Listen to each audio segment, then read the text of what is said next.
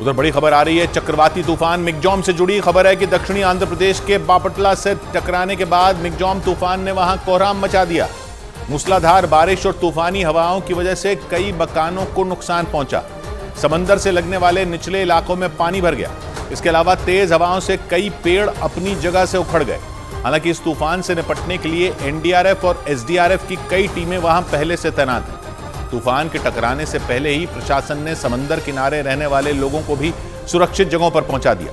मिग्जॉम तूफान 2 दिसंबर को बंगाल की खाड़ी से उठा था और 3 दिन बाद यह आंध्र प्रदेश के नेल्लूर और मछलीपट्टनम के बीच बापटला से दोपहर करीब 2 बजे टकराया। तूफान के टकराने के बाद उस पूरे इलाके में 100 से 110 किलोमीटर की रफ्तार से हवाएं चली और उसकी वजह से वहां तबाही मच गई, क्योंकि तूफानी हवाओं के सामने जो कुछ भी आया वो तिनके की तरह उड़ गया।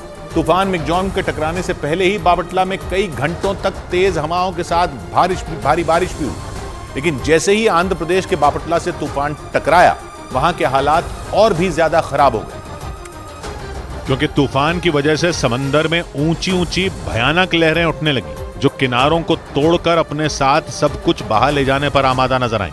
समंदर में उठती इन लहरों को देखकर ऐसा लगा जैसे समंदर पूरे शहर को ही निगल जाएगा।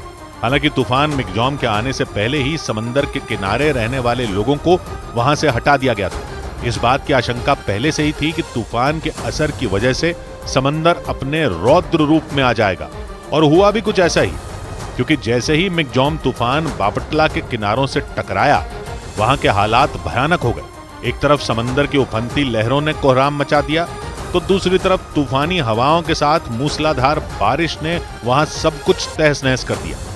आसमान से इतनी ज्यादा बारिश हुई कि पूरा इलाका ही पानी में डूब गया।